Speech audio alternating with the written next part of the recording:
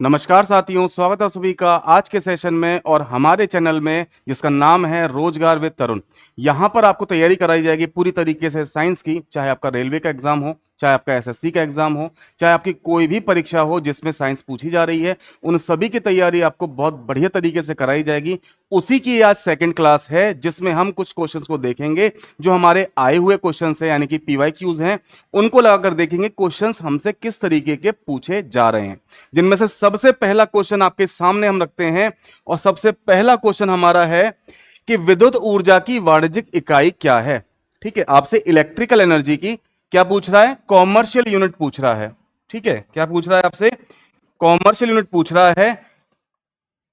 ठीक है, commercial unit आपसे पूछ रहा है, तो कॉमर्शियल यूनिट क्या होगी। तो अब यहां पर बात करें कॉमर्शियल यूनिट की, उससे पहले मैं बात करूं आपसे इलेक्ट्रिकल एनर्जी की। तो एनर्जी है ना आपकी, इलेक्ट्रिकल एनर्जी, विद्युत ऊर्जा, ऊर्जा की जो इकाई होती है वो हमारी क्या होती है, सभी में, चाहे आपके कोई भी ऊर्जा हो। याद रखना, अगर ऊर्जा की एसआई इकाई की बात कर दे तो इसकी जो एसआई यूनिट होती है वो क्या होती है बच्चे, वो होती है जूल। ठीक है, एनर्जी की जो एसआई यूनिट होती है वो क्या होती है, जूल। वो चाहे कोई भी आपकी एनर्जी हो। तो यहां से हमसे एसआई यूनिट नहीं पूछी गई, हमसे क्या पूछा गया है, हमसे पूछी गई है कॉमर्शियल यूनिट। क्या पूछा गया है हमसे, हमसे पूछी गई है कॉमर्शियल यूनिट, यानी कि वाणिज्यिक इकाई पूछी गई है इसकी। तो वाणिज्यिक इकाई की बात कर रहे हैं तो भाई जूल जो होती है, बेसिकली जूल बहुत छोटी यूनिट बन जाती है। लेकिन जो वाणिज्यिक इकाई है जिसके हिसाब से हमारे घर का क्या आता है, हमारे घर का जो बिल आता है, जो बिल आता है इलेक्ट्रिसिटी का, उसको जिसमें काउंट किया जाता है वो आपकी वाणिज्यिक इकाई होती है। तो यहां पर अगर वाणिज्यिक इकाई की बात करेंगे तो जिसके हिसाब से बिल काउंट होता है वो आपकी किलोवाट आवर होती है, यानी किलोवाट घंटा होती है। तो यहां से अगर बात करें, ऑप्शन सी आपके सामने जो है वो क्या है आपका, ये आपका करेक्ट आंसर है। बहुत से बच्चे क्या करते हैं, उसमें वाट लगा देते हैं, लेकिन बच्चे वाट जो होती है ये पावर की यूनिट होती है, एनर्जी की नहीं होती। कैलोरी क्या है, कैलोरी आपकी सीजीएस यूनिट है। क्या है, सीजीएस यूनिट है, और ये भी किसकी है, एनर्जी की। एनर्जी की क्या है, ये सीजीएस यूनिट है। और जूल मैंने आपको बताया था कि एसआई यूनिट है, एसआई यूनिट है एनर्जी की। ठीक है, तो यहां से कंफ्यूज मत हो जाना कि आपको कैलोरी भी दे रखा है, वॉट भी दे रखा है, जूल भी दे रखा है। आपका जो करेक्ट आंसर होगा इसके लिए वो किलोवाट घंटा होगा, यानी किलोवाट आवर होगा। ठीक है, जो गलतियां मतलब अक्सर बच्चे कर देते हैं उसका यहां पर करेक्शन भी आपको बताते चल रहे हैं, जिससे कि आपसे वो गलती ना हो पाए। चलिए भाई, अगला क्वेश्चन देख लेते हैं। अगला क्वेश्चन आपसे क्या पूछ रहा है, क्वेश्चन नंबर है आपके सामने सेकंड, और क्वेश्चन नंबर सेकंड आपसे पूछ रहा है कि प्रतिरोध की एसआई इकाई इसके बराबर है। तो भाई अगर प्रतिरोध की बात करें, प्रतिरोध यानी रेजिस्टेंस की बात करें, तो रेजिस्टेंस हमारा क्या होता है, रेजिस्टेंस की बात करें तो जिसका काम होता है करंट को अपोज करना। ठीक है, करता क्या है ये, करंट को अपोज करता है। तो करंट को अगर अपोज करने की बात हो रही है तो यहां पर हमें पता होना चाहिए ओम का नियम। तो भाई ओम का नियम क्या बताता है, ओम का नियम बताता है कि V हमारा किसके बराबर होता है, आई आर के। ठीक है, जिसमें V क्या है, विद्युत विभवांतर है, I क्या है आपकी विद्युत धारा है, और R क्या है आपका प्रतिरोध है। तो यहां से अगर मैं R की एसआई इकाई की बात करूं, R की मैं एसआई यूनिट की बात करूं, एसआई यूनिट ऑफ रेजिस्टेंस की बात करूं, तो भाई एसआई यूनिट ऑफ रेजिस्टेंस क्या होती है, ओम होती है। क्या होती है, ओम होती है। और इसका एक सिंबल भी होता है जिसे हम क्या बोलते हैं, सिंबल को, इस सिंबल को हम ओमेगा बोलते हैं। कभी इससे भी शो कर देता है, कभी ओम भी लिख देता है। सिंबल का अगर नाम भी पूछ लिया जाए तो सिंबल का नाम भी बच्चे याद रखेंगे कि सिंबल का नाम होता है ओमेगा। लेकिन ये जो है आपकी, ये तो एसआई यूनिट है। हमसे यहां पर क्या पूछा है कि जो उसकी एसआई यूनिट है रेजिस्टेंस की, वो किसके इक्विवेलेंट है, किसके समानुपाती है। तो यहां से अगर देखूं मैं, R इज इक्वल टू मेरा क्या हो जाएगा, R इज इक्वल टू मेरा V अपॉन आई हो जाएगा। ठीक है, R इज इक्वल टू क्या हो गया, V अपॉन आई हो गया। V मेरा पोटेंशियल डिफरेंस है, इसकी यूनिट होती है वोल्ट, और I क्या है, हमारी विद्युत धारा है, विद्युत धारा का होता है आपका एम्पियर। क्या होता है बच्चे? एम्पियर। तो रेजिस्टेंस की बात करें या ओम उसकी यूनिट की बात करें, जो ओम है वो इक्विवेलेंट किसकी हो गई? वोल्ट बटे एम्पियर के। किसके बराबर हो गई? वोल्ट बटे एम्पियर के। यानी क्या हो जाएगा आपका? इसका बी ऑप्शन करेक्ट आंसर हो जाएगा।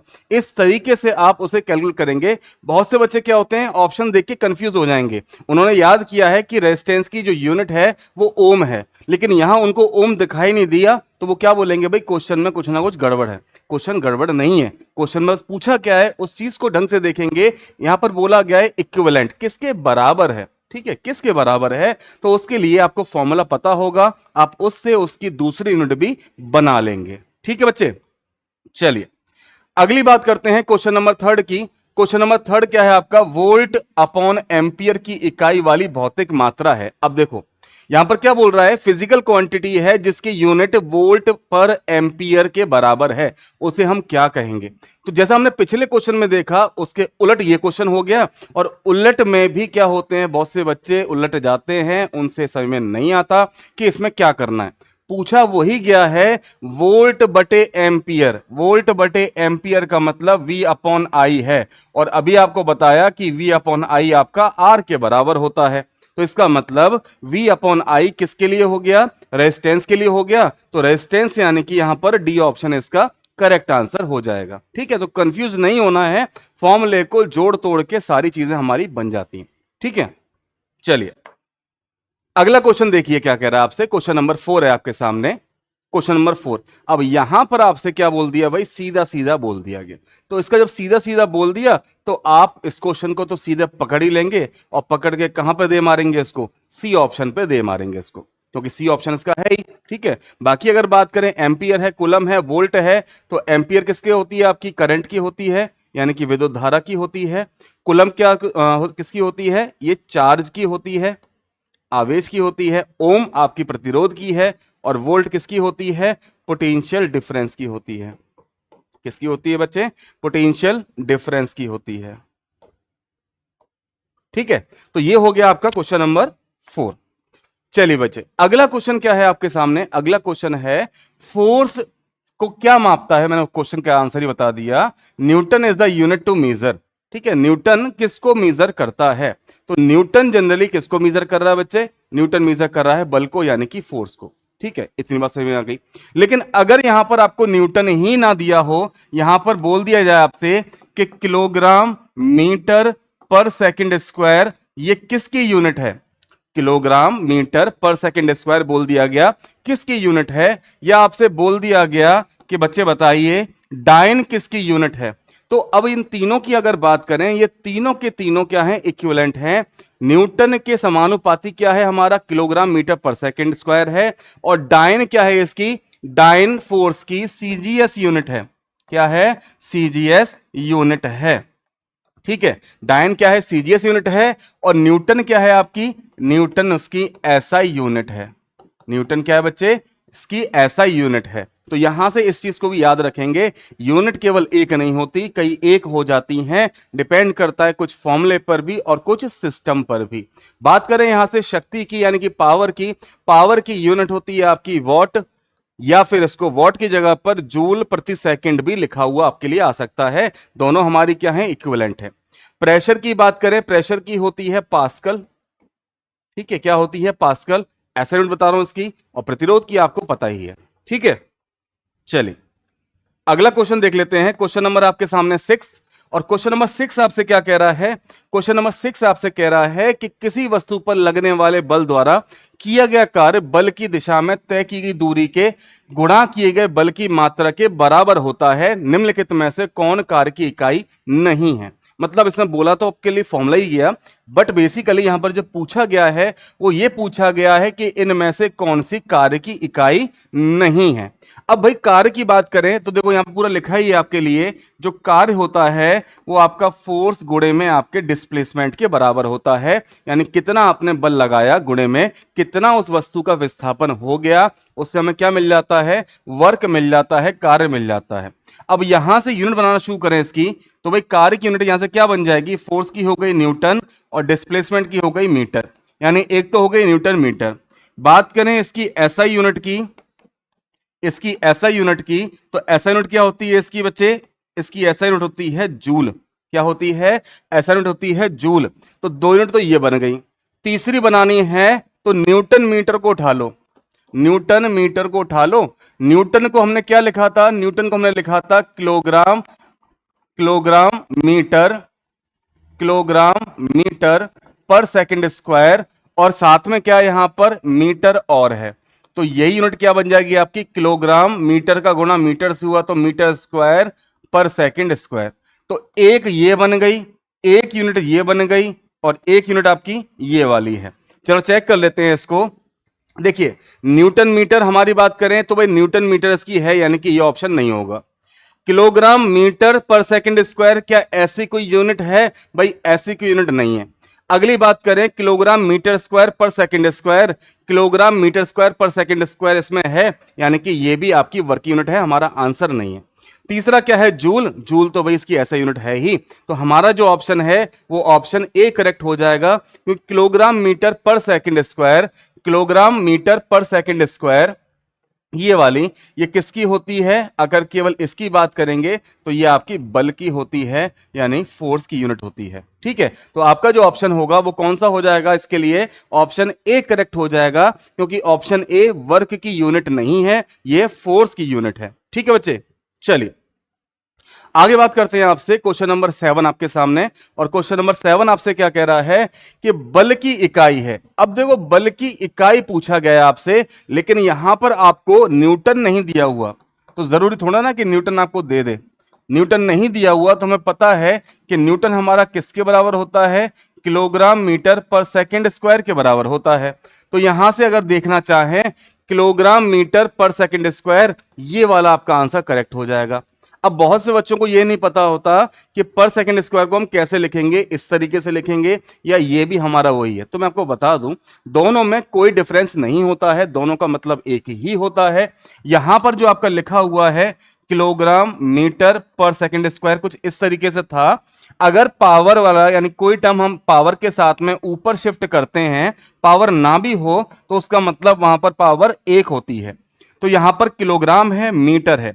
अब जब सेकंड को ऊपर लेकर आएंगे तो पावर कैसी है हमारी? प्लस की, वो कैसी हो जाएगी? उसके उलट हो जाएगी, यानी प्लस वाली हो जाएगी आपकी माइनस की, और माइनस वाली आपकी हो जाती है प्लस की। यहां पर आपको क्या दे रखी है? यहां पर आपको प्लस की दे रखी है, तो ऊपर आगे कैसे हो जाएगी? वो माइनस की हो जाएगी। यानी इसका जो ऑप्शन है वो बी ऑप्शन करेक्ट हो जाएगा। ठीक है, क्या हो जाएगा बच्चे? बी ऑप्शन करेक्ट हो जाएगा।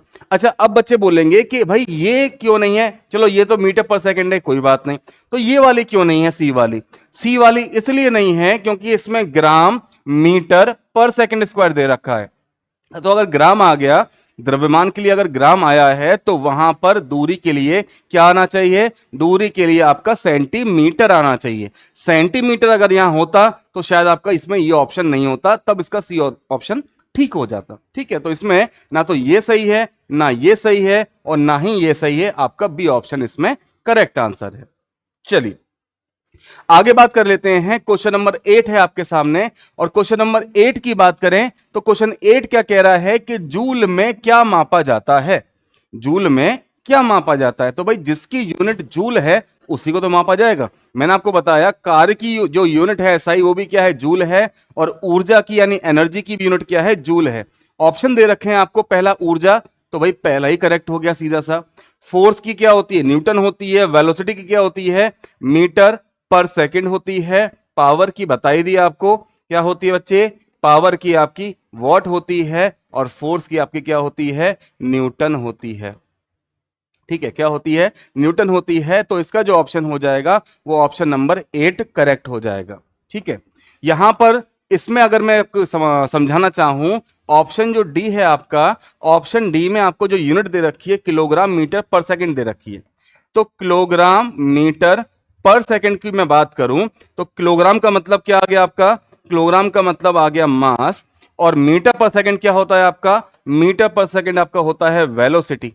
क्या होता है बच्चे? वेलोसिटी। और मास इंटू वेलोसिटी हमारी किसके बराबर होती है? मास इंटू वेलोसिटी बराबर होती है आपकी संवेग के, यानी मोमेंटम के। तो यहां से जो डी ऑप्शन जो था वो किसकी यूनिट बता रहा है? वो आपकी यूनिट बता रहा है मोमेंटम की, यानी कि संवेग की।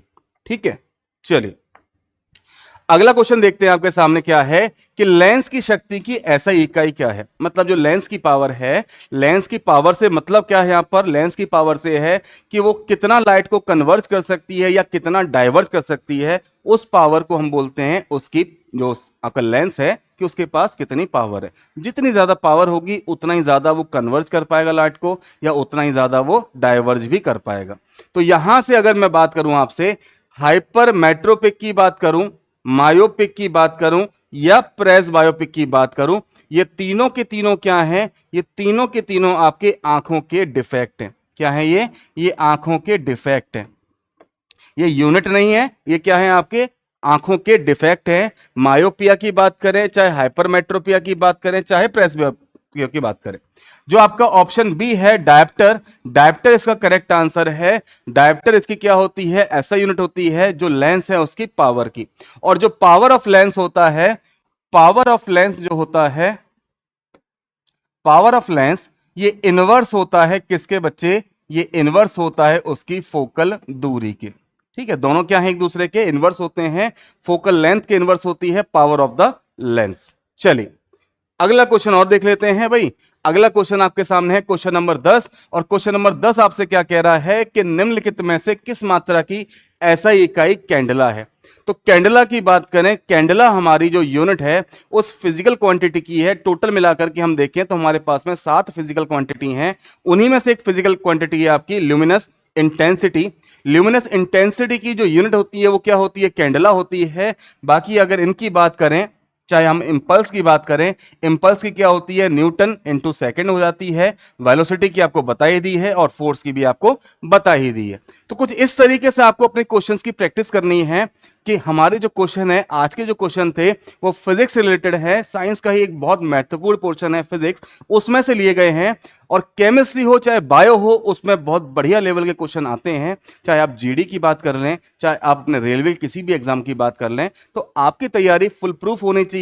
और ये बात भी आपको अपने दिमाग में रखनी है कि भाई साइंस जीएस का एक मेजर पोर्शन है, स्पेशली रेलवे में एक अच्छा खासा अमाउंट क्वेश्चंस का पूछा जाता है साइंस से। तो इसलिए साइंस पर बहुत बढ़िया तरीके से आपको ध्यान देना है। सभी टाइप के क्वेश्चन भी लगाने हैं और पूरी थ्योरी भी आपको लगानी है। इस क्लास की आपको पीडीएफ हम डिस्क्रिप्शन में दे देंगे, जिससे कि आपकी तैयारी को हम बेहतर और करा सकें। और इसी तरीके की वीडियो के लिए हमसे जुड़े रहें। अगर आपको वीडियो पसंद आई हो तो एक लाइक जरूर कर देंगे, चैनल को सब्सक्राइब कर देंगे और अपने दोस्तों के साथ शेयर भी कर देंगे। मिलते हैं आपसे अपने अगली वीडियो में, तब तक के लिए थैंक यू वेरी मच।